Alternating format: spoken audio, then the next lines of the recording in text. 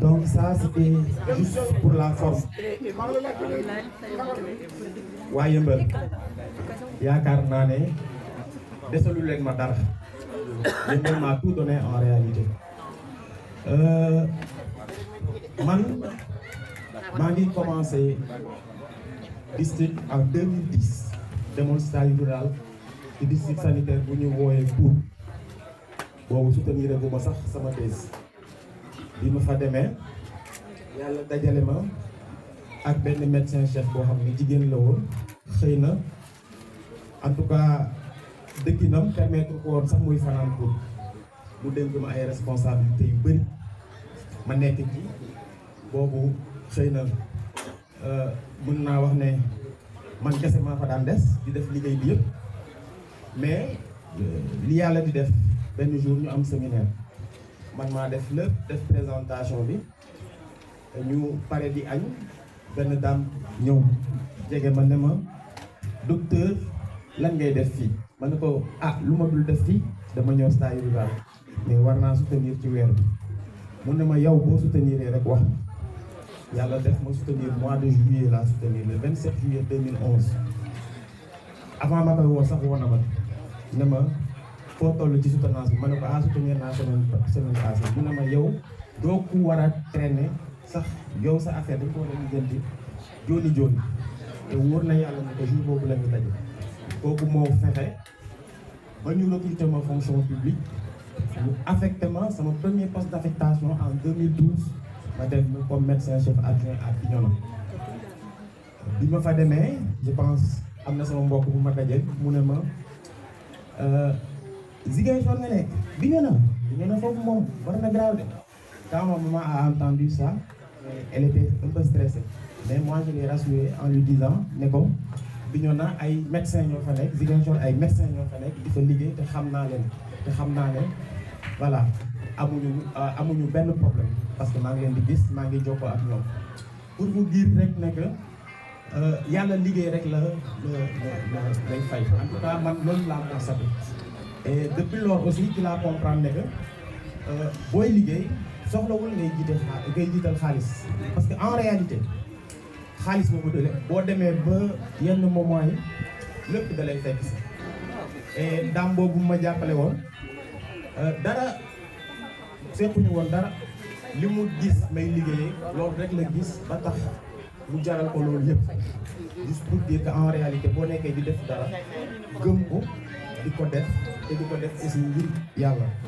en tout cas man valeur yooyu lañ ma inculqué te valeur yooyu moom laay jéem chaque fois di transmettre sama entourage que nañ def rek lu baax lu ñu ci fekk ñu jël te en réalité boo seetloo ba seetlu bu defin di baaxee rek résultat moo ciy topp dañuy wax ñu ne motivation dama ko yokk ma motivation déedéet man ma perception de la santé et je sais pas peut-être que ñëpp amuñu perception boobu nit ki dafa ñëw ci biir structure sanitaire bi bëgg faju boobu noonu mais c'est pas gratuit wax def nañ ko sax nee nañ bu leen woowaatee maladie bu leen woowaatee malade bu leen woowaatee patient parce que ils viennent acheter des soins dañoo yor seen xaalis ñëw bëgg a jënd benn acte donc ci loolu ma gëm ne que man bu fekkee ne que nit ki ñëw na ñu accueillir ko ni ñu ko war a accueillir jël ko en charge ni ñu ko waree jël en charge mu war a génn kontaan na ñi ko gunge si woon kontaan nañu ñamu fekk ji ci kër ga kontaan nañu parce que ñooñu ñëpp ñu ngi arrêté woon seen liggéey jàpp ci malade donc mu nekkoon perte boo xamante ne que yemul rek ci ki feebar donc bu waa famille boobu kontaanee buñ génnee ci buntu mbedd mi dinañ ko waxtaane waa koñ jot ci ne kii de gis ngeen nu mu sonnee woon mais hôpital sangam lañ ko yóbbu tey gis ngeen ko mu ngi ñuy wër ni waa koñ bi waxtaanee ko beneen koñ bi jot ci et c'est comme ça qu'on fabrique une réputation positive et quand la réputation elle est bonne elle impacte maanaam day tax fréquentation bi nit ñi dañuy songu structure bi te tey boo demee ci registre maternité bi di nga gis ne waa Yeumbeul rek ñëwatul di ci accouche di fi def accouchement vous allez trouver que on reçoit maintenant des femmes qui nous viennent de Grand Yoff, des femmes qui nous viennent de Ouakam, etc., etc. Juste parce qu'on a mis en avant donc l'aspect qualité donc dans les soins. Man loolu laa gëm bu ñii ñëw bëree xaalis bi dugg day bëri bu xaalis bi di dugg di bëri nag day répercuté wu ci motivation bi day répercuté wu tamit ci nga mën a am la nga xamante ne ko di nga ko investir ci environnement bi investir ko itam ci équipement yi loolu la ñuy waxee wooyee nga mën a améliorer progressivement plateau technique bi parce que boo xoolee di ñuy commencer man bi may ñëw daal en tout cas agents communautaires yi pratiquement 20 la ñu woon je pense tey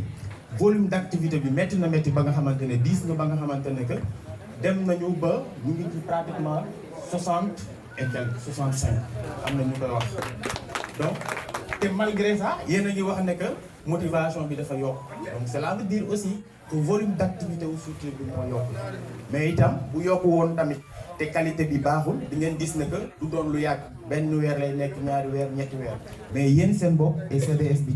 def nañu bilan récemment gis nañ ne que flèche bi tout le temps nii rek lay def donc tout pour vous dire que lépp ci yéen lay dépendre waaw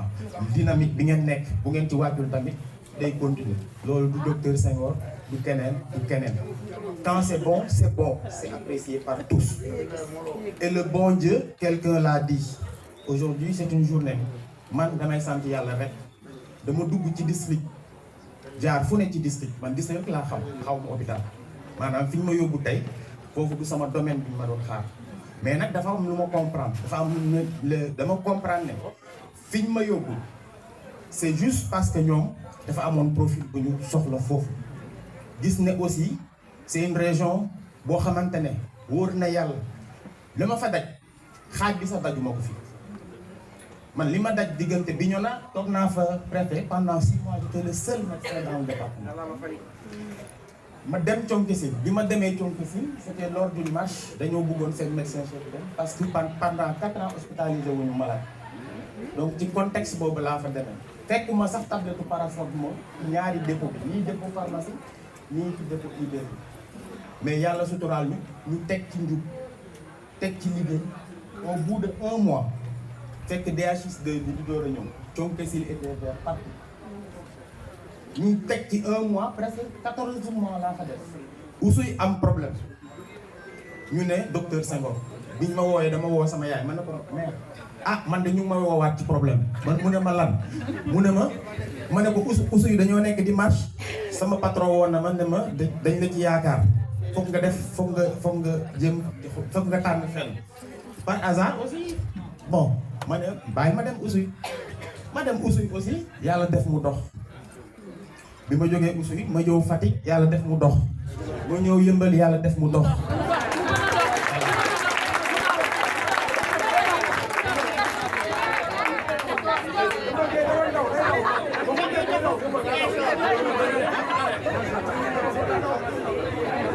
donc loolu c'est des pratiques et des méthodes en tout cas man li ma gëm moom lay def waaw xëy na peut-être bu fekkoon xëy na am na loo xamante ne que war naa ko ci changer ci ay conseils dinaa ko yokk en tout cas ci li may def mais je serai le même parce que stratégie bi chaque fois moom laa utilisé et ça a marché un peu partout donc dans le Sénégal mais loolu mosul nekk man li may def rek c'est montrer une exemplarité parce que nit ki en réalité boo ko wax defal te doo mos a def mu gis bu yàggee tamit nga ne ko defal mu ne la def wala mu ne la da ngay xaar te nag man maay koo xamante ne que soo ma nee da ngay xaar ma defal sama bopp yow waaw donc loolu tamit je pense personnel bi gunge nañ ma ci comprendre nañ ma ci ba ñu yegg si fi ñu yegg si donc kii ñëw merewu ma ko mais nag liggéeyam koy xaar de parce que Yeumbeul n'est pas facile Yeumbeul n'est pas facile surtout quand tu acceptes de prendre ce logement là mën na facile nag nga dëkk ci biti boo dëkkee ci biti su la neexee mën na facile mais si tu prends ce logement là vous prenez le risque d'habiter là je vous assure vous n'allez pas loolu man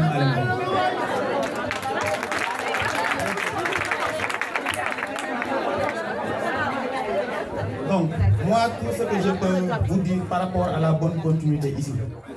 J'ai vécu ici avec des gens, des infirmiers chefs de poste, des maîtresses sages-femmes. On a beaucoup collaboré, on a beaucoup travaillé. Et je vous assure, aujourd'hui, si on était en train de monitorer les indicateurs de 2022, 23, je dis, 24, 25, amul kenn benn district bu biir Dakar bu mën a rivaliser ak Yeumbeul. Ni en termes de compétition, ni en termes de promptitude, ni en termes vraiment d'indicateurs performants par rapport à l'ensemble des programmes prioritaires. Et ça, je vous dis parce que données yi tey rek tiimaat na leen. Donc man li may wax rek lenn la lépp li nga xamante ne que def nañ ko depuis 2023 ba 2025 man je l'ai consigné. Man dans mon rapport de passation de service comme dama tàmm dem ba mën rapport de passation.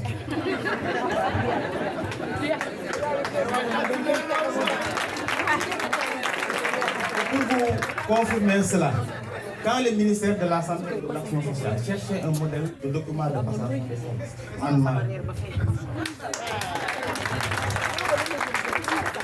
donc vous trouverez dans ce rapport te ñii ñoo ko liggéey ñu ngi nii farsam ku ci nekk dama la ne ci domaine bi nga xamante ne yow yaa ko yore wax ñu lan mooy succès ak performance yi nga xamante ne def nañ ko depuis 2022 2023 2024 nga wax ko man tamit ma xool est-ce que dama koy dëgëral wala am na yenn yoo xamante ne que foog ñu dindi ko. Donc loolu yëpp mu ngi ci document que muy santé de la reproduction, santé de la mère et de l'enfant, muy vaccination lépp a ngi ci biir. Même li nga xamante ne que dañ ko planifié woon ba pare planifié nañ ko depuis 2024 même depuis 2023 ñu ngi gis ne mu ngi ñëw muy entre septembre ak décembre, octobre, novembre, décembre di ngeen sonn lool ci maternité. Et ça je vous le dis. Daaw décembre septembre octobre novembre dañ daan am ay 19-20 accouchements par jour fii xëy nañ fi benn jour ñu am 5 prématurés 5 à la fois. Il fallait ce jour-là réagir jour boobu ñii ñoo décaissé 4,5 millions de CDS. On a acheté des tables chauffantes parce que aucun hôpital ne pouvait prendre ces enfants-là. Mais loolu aussi moo taxoon ñu bàyyi fi donc loolu liggéey la rek. Pour wax la ne que man li ma gisoon comme perspective en termes de construction c'était d'élargir la maternité et d'augmenter le nombre donc de salles de suite de couche. Loolu au moins da ngay am jàmm parce que tension bi nekk ci maternité bi dafay fort ba nga xamante ne que yow boo fa duggee sax yow tu sens que le personnel est fatigué, le personnel est épuisé, il fait chaud, il y a beaucoup de naissances, etc. Mais nag man vision rek laa mën a am donc loolu man je l'ai proposé au CDS et je suis sûr que voilà en tout cas il y a quelque chose tu peux le faire maintenant est-ce qu'ils vont le faire maintenant ça je vais avec d'autres camarades mais en tout cas nous l'équipe que moi je dirige on n'a pas à rougir moi je marche fièrement dans Dakar Dakar su may dox damay siggi parce que Dakar dama fi ñëw fekk fi ay pratique ma ne man du lii laa xam li ma xam du lii te du ma ko def ma teg ci yoon lu ne ma rencontré ko nit xool na ma fi ne ma dog yaa ngi xeex bi yëpp combat yëpp front yëpp idigale ma ne ko man loolu laa xalaat de léegi nag bu fekkee tamit baaxuloo ma feera xooxatal bu ne nag am naa ko fi aussi mais dara man dama gëm ne daal yàlla moo fi nekk waaw donc teg nañ ko fi ñu ko war a teg xëy na am nañu kontaan mën na am tam na benn partie bu mel mais man jàpp ma ci benn dara man xam nga lu ma jàpp dama jàpp rek ne que liggéey bi rafet na li baax rek laa jàpp aussi te moom laa yóbbaale Ziguinchor voilà maa ngi leen di sant di leen gërëm di leen wax ne di leen delloo jukkal bu baax a baax ndeysaan docteur Dieye bi ma remplacé def ma marqué parce que dëmb def ma dañoo jokkalante mu mel ni daf ko yëg et li mu njëkk a def mooy félicité ma ne ko docteur danga ma joxoon benn affaire mu am yow li nga ci jotoon def man tamit dama ñëw rek jéem a xool lan laa ci mën a yokk mais noonu rek la demee ñu sant yàlla ba nga xamee ne en tout cas yàqawul suñu loxo te ñaanuñu sax yàlla mu yàq parce que amul kenn kuy liggéey ci santé di ñaan yàlla mu yàq loolu amul. Le médecin il est empreint d'empathie maanaam médecin day xool nit mu am feebar mais benn instant dina jéem a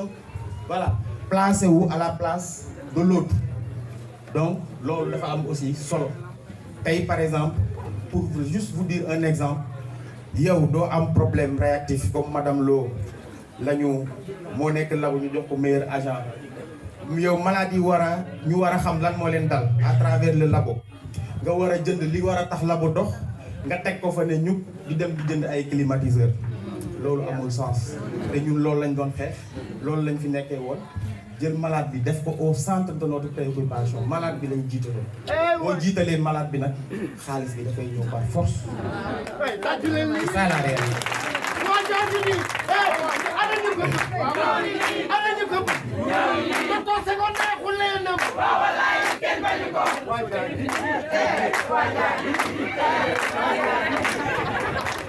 Si may jeexalee monsieur le préfet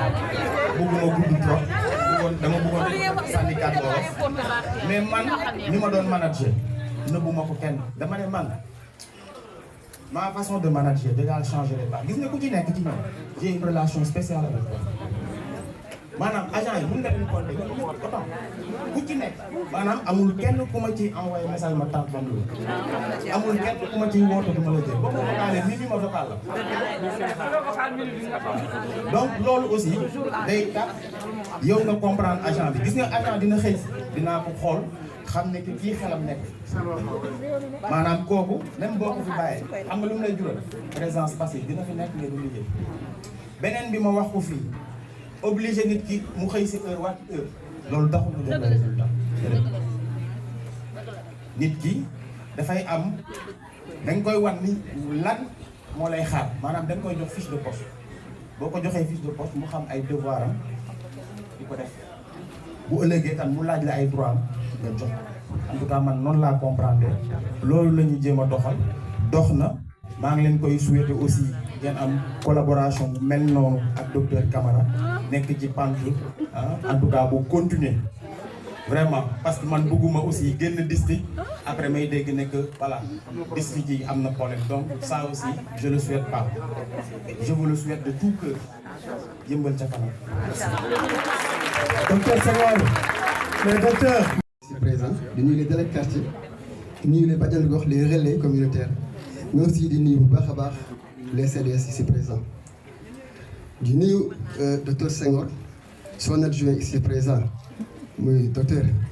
Bodian ñu koy nuyu bu baax di nuyu la famille Senghor ñu nuyu ñëpp di nuyu suñu yaay booy yaay ñu ngi lay nuyu bu baax Ndiaye Diatta di nuyu le personnel du district sanitaire de Yeumbeul bàyyiwuñu kenn kii cadre bàyyiwuñu kenn di nuyu ñi nga xamante ne ñooy yor vraiment entretien ak defaraat bi ci santé bi Fatou jiite ko ñu ngi leen nuyu baax leen ziar di nuyu ñi nga xamante ne tey ñoo fi teew ñëpp waaye ku lim da ngay juum gis naa fi garage clando si biti ñu fi teew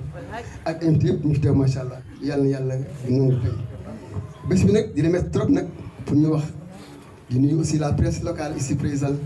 communicateur traditionnel ñu ngi leen di baax yéen tamit lay nande di ñëw rek tàmbali ay kaddu yoon kaddu loo xam te ni passation de service lañ def tey lu am solo lu métti sax waaye nag dañ koy déggu ndax àdduna nii la administration loo dëkk da ngay liggéey rek un jour ou deux da ngay dem keneen ñëwaat kon moo waral tey daje bi tey ñu nekk cérémonie passation de service yàlla def ko kenn mënu ci dara aussi yàlla na yàlla may ñu jàmm ak salaam nekk nag entre docteur Senghor la ak docteur Camara mais alhamdulilah rabil alamin lépp jaar na ci yoon rek suba si docteur Camara ñëw na fi ànd ak délégation ak cadre am jóge ba Tivaouane ñëw fi yàlla def ci macha allah li war a def na ko administrativement li des nag léegi mooy comme dafa xaw a sori Tivaouane dafa xaw a sori aussi vraiment ñu amoon ay gàllankoor moo tax ñu bàyyi ko mu dem waaye nee na aussi vraiment bu sañoon tey dina toog ànd ak ñun ci bés bi waaye ñu koy ñaan yàlla na egg dans mu jëm jël kàddu rek askan wi di wax au nom des CDS ñi nga xamante ne moo ñu boole woon ak docteur Senghor tey loolu la bis bi laaj dañu tey fi mu toog lii lépp li ñuy wax rek mooy li fi am ak ñun ak Senghor li ñu boole yàlla def na nag docteur Senghor def na fi ci Yeumbeul 20 mois la fi def ci 20 mois yi fi def dafa ñëw ibbeeku oyof yaatu waaye ànd ak rigueur ak collaboration parfaite loolu nag mu ànd ko ak CDS ànd ko ak personnel bi mais ànd ko ak cadre bi yëpp macha allah. Commandant de la police de Comico, monsieur le commissaire de la police de Yeumbeul, messieurs les médecins-chefs, arbitrants et sontrants, madame, messieurs les élus locaux, monsieur le président du conseil départemental de la jeunesse de Keur Massar, monsieur le président du conseil communal de la jeunesse, chers membres de l'équipe cadre de district, chers infirmiers chefs et maîtresses sages-femmes des postes de santé du district sanitaire de Yeumbeul, chers personnels socio-sanitaires du district de Yeumbeul, chers acteurs communautaires, monsieur le représentant du Khalife général des Mourides, les délégués de quartier, chefs de village, imams et curés ici présents, chers invités, c'est pour moi un grand plaisir et un honneur que de m'adresser à vous aujourd'hui à l'occasion de cette importante cérémonie de passation de service entre le docteur Gabriel Massène Senghor et le docteur Pape Ibrahima Kamara. Ceci marque l'aboutissement d'une parfaite collaboration de presque 2 ans entre le premier nommé et le personnel socio-sanitaire du district. Je me situe en effet en bonne position pour en faire le témoignage, car ayant été à ses côtés durant tout ce cheminement en tant que son adjoint. Je voudrais vous dire, docteur Senghor, que l'ensemble de l'équipe cadre du district, restreint comme élargi, que vous avez constitué depuis votre arrivée, vous remercie infiniment pour tout ce que vous leur avez apporté sur le plan moral et professionnel durant ces presque 2 années de service. Durant ces 2 presque années de service, à commencer par moi-même. Votre rigueur et votre professionnalisme nous ont permis à tout un chacun de nous performer davantage dans nos différentes responsabilités et de cultiver ensemble le travail d'équipe au service de la santé publique des populations de Yeumbeul. Ceci a pleinement contribué au relèvement des différents défis auxquels le district a été confronté. Je vous transmets donc la profonde gratitude de l'ensemble des points focaux et responsables de programme du district. On ne saurait parler de district sans sa structure de référence, qui est le centre de santé. Grâce à votre vision éclairée et des objectifs précis, vous avez contribué pleinement au rehaussement du plateau technique du centre de santé, qui est aujourd'hui cité comme parmi les références de la région, tant sur le plan du cadre structurel et environnemental que sur le plan de la qualité de la prise en charge des patients. Donc je parle en connaissance de cause parce que nous allons souvent dans les réunions de coordination régionale. Et le centre de santé de Yeumbeul est souvent cité parmi les références, surtout en matière d'accueil et de prise en charge des urgences. Mesdames et messieurs les membres des CDS, monsieur le président du réseau des CDS, monsieur le secrétaire exécutif sortant, mon frère Papsek, ici présent, mesdames et messieurs les chefs de service, madame la présidente départementale de Badiane-Gox, madame la présidente communale de Badiane-Gox, madame la présidente de Badiane-Gox du district, mesdames et messieurs les présidents des commissions de santé de Yeumbeul Nord et Yeumbeul Sud, mesdames et messieurs les présidents des relais communautaires, monsieur les présidents des délégués de quartier de Yeumbeul Nord et Yeumbeul Sud, monsieur les présidents des conseils communaux de Yeumbeul Nord et Yeumbeul Sud, monsieur le président des imams, monsieur le curé, monsieur le chef de village de Yeumbeul, messieurs les membres de la Croix-Rouge, monsieur le président du club Ado Jeune, chers représentants de la presse nationale et locale, chers communicateurs traditionnels, chers partenaires, chers invités à vos rangs et grades, c'est avec un profond sentiment de gratitude et d'humilité que je prends la parole aujourd'hui, lors de cette cérémonie de passation de service. Cette cérémonie marque un tournant symbolique dans la continuité du service public de santé avec la transmission des différents documents administratifs entre le médecin-chef sortant, je vous nomme M. Gabriel Senghor, et le médecin-chef sortant, entrant du moins, M. Ibrahima Kamara. De plus, ce cadre solennel constitue une occasion exceptionnelle pour remercier le médecin-chef, Dr Gabriel Senghor, pour l'excellent travail abattu, qui a su allier rigueur, diligence et diplomatie pendant toute la durée de sa mission. Celui-ci a permis de relever le plateau technique du centre et de toutes les structures sanitaires polarisant le district. Par ailleurs, nous avons eu à entretenir des relations personnelles, empreintes de respect et de courtoisie. Monsieur Senghor a été pour moi un conseiller et un repère. En tant que nouveau secrétaire exécutif du centre de santé, j'aurais bien aimé travailler avec vous. Mais le bon Dieu en a décidé autrement. Nous lui souhaitons plein succès dans votre nouvelle fonction de directeur à l'hôpital régional de Ziguinchor. À M. Ibrahima Kamara, certainement il n'est pas là, mais n'empêche, nous lui souhaitons d'abord la bienvenue dans le district de Yeumbeul. Nous ne doutons point que vous trouverez les ressources morales et intellectuelles d'une part et les leviers nécessaires d'autre part pour exercer votre fonction. Nous vous assurons d'ores et déjà de notre engagement et de notre disponibilité à vous accompagner dans l'accomplissement de votre mission. En tant qu'acteur communautaire, nous serons sincères à la collaboration pour non seulement maintenir le cap,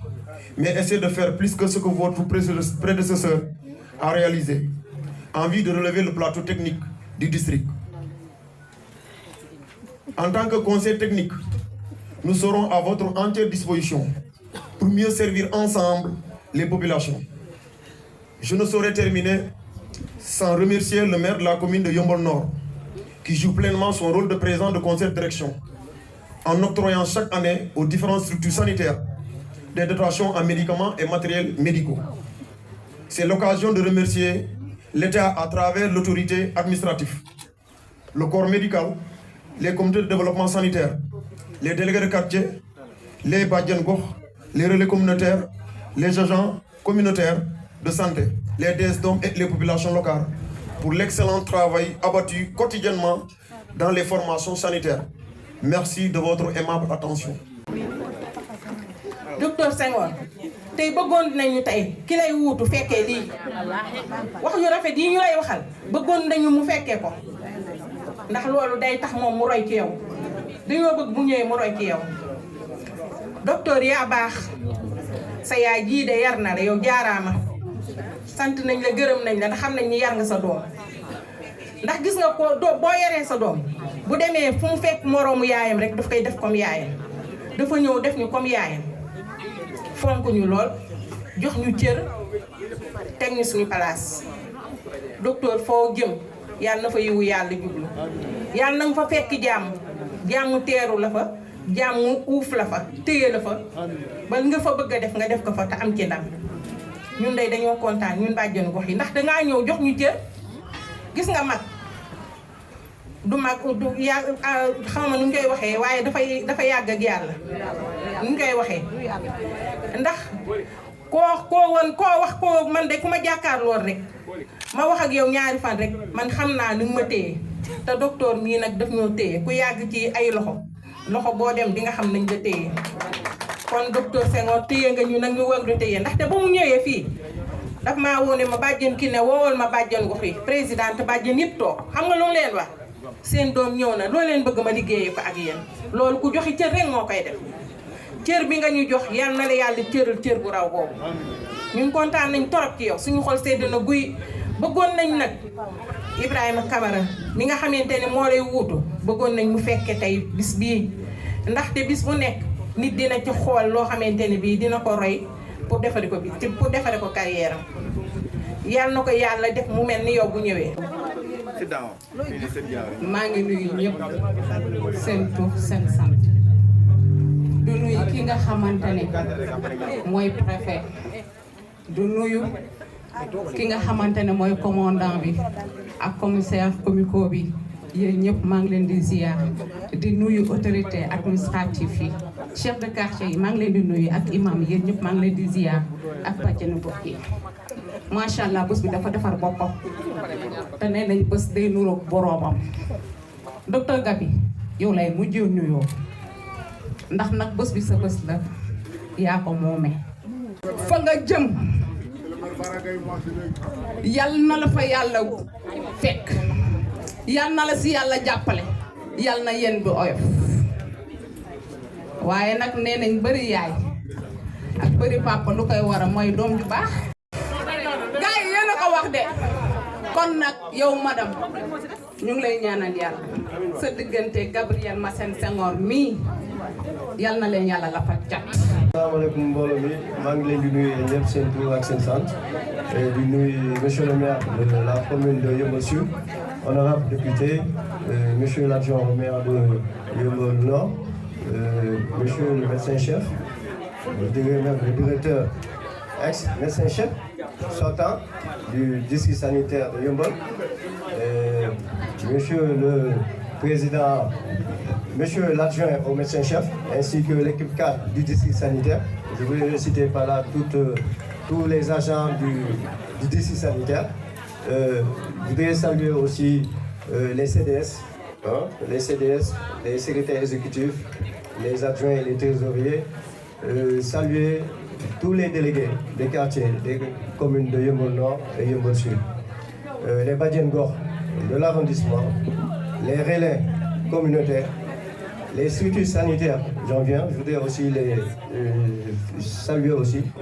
les féliciter de cette présence aussi, le partenariat qu'ils ont eu à nouer avec le médecin-chef. Comme vous l'avez constaté aujourd'hui, on l'a dit, c'est une passation de service. Mais il faut comprendre que passation de service, si souvent, à mon avis, passation de service, moi, la passation de service administrative. Parce que ça, le doyen des aînés vous donne fustiger le fait que peut-être, voilà, le nouveau médecin-chef, nous, médecin-chef, nous voulons ça, parce que nous avons fait la passation, nous avons une autre passation, mais l'autre, c'est avec la population, la communauté. C'est important, mais pour le moment, il a eu une contrainte. Le médecin, ça, il a fait tout pour nous, mais il a une contrainte. Quand on a une contrainte aussi, l'impossible, nous l'avons tenu. Mais c'était bien, parce qu'en général, quand nous avons remplacé Nid, en tant qu'agent de l'État, nous avons dit que nous avons fait. Parce que les agents de l'État, nous avons affecté. Vous nous organisez ça pour nous dire parce que nous avons fait dans le mais médecin chef, le peu de temps qu'on a eu à côtoyer, le Mogis, vraiment, le Mogis, c'est un professeur. Moi, les qualificatifs, il y a des quatre là. Il y a aussi bonne autorité administrative dans une circonscription. On a fait un médecin-chef, vraiment collaboration avec les franches. Et j'avoue qu'on a bien collaboré. Bien que ça me paraît en serré là. Manek Alpula, sans de Mogis, on a vu mais man, deux mots là, si on a traduit Alpula, moi, mais c'est pas méchant. En tout cas, on a tissé de bons rapports. Et le maximum, moi, chaque fois que vous envoyez un rapport, voilà, est écrit. Sans amener l'effort, fait l'effort. Il a été fort dans ce qu'il a fait, dans son passage. Même le préfet du département, on est préfet, a invité nous, la population, le médecin-chef, il a abattu un bon travail ici au niveau du centre de santé. Le peu de temps, Bibi de filles, vraiment, rehausser dans la barre haute. Donc, qui nous, vraiment, il a intérêt d'être dans ce en ce sens, avec nous. Ah, mon père souhaitait plein succès parce qu'il a eu une promotion. Ah, il y a une sous-préfet. Il a une promotion. Ah, il y a une promotion qui est ah, il faut dire, quand on a une autorité administrative, il mais il faut franchement, car nous souhaitons à Ziguinchor, vraiment qu'il soit à la hauteur, qu'il continue comme ça, à se souder. Parce que nous, nous avons des districts sanitaires, personnellement, nous avons toujours problème avec le médecin-chef. Dans le tempérament, le fait qu'il ne s'attend pas avec les gens, di xuloo tout le temps. Mais nous, nous savons que qui est coaché, nous manager. Parce que ce n'est pas facile. Parmi le personnel, c'est tout ça, mais les femmes, nous gérer le personnel. Et ça, c'est important. Et nous, en tant que représentants de l'État, chaque fois que vous avez un problème, vous nous saisirez, on est là, on essaie de trouver les voies et moyens, en rapport aussi avec les maires. Monsieur le maire de Yeumbeul Sud, moi Yeumbeul Nord, Yeumbeul Sud, moi les présidents de conseil de direction. Donc des CDS. Donc souvent, nous ils ont un rôle à jouer. Comme nous, la santé, c'est une compétence qui est dévolue aux collectivités territoriales. Bien avec l'État, mais nous, il faut nous sentir le bruit. Keroog laa doon wax médecin chef ma ne gis naa sama ñaari collectivité territoriale yi. J'ai fait un constat. Le maire de Yeumbeul Sud, monsieur le maire, vous impliquez dans la santé, mais si vous avez un investissement là, ici, donc gis naa ko et je vous félicite vraiment si ngeen def. Asalaamaaleykum mbooloo mi normalement man waruma woon wax donc suñu papa ji fii ak yaay ji ñu ngi toog vraiment maa leen sant ci kàddu gi parce que man goro la ci kër gi donc man maay denc magu docteur mooy Marie André grande sœur am donc normalement man waruma woon wax